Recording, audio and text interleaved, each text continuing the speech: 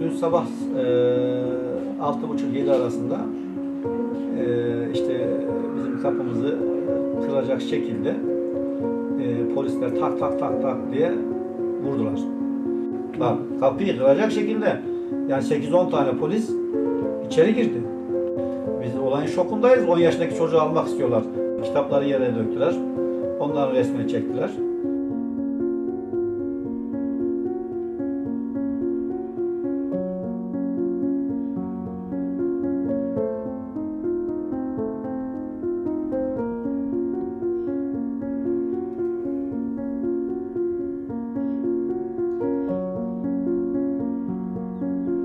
İfademizi aldılar. Yaklaşık ifademiz 2 saat sürdü. Hem benim hem hanımın ifadesi sürdü.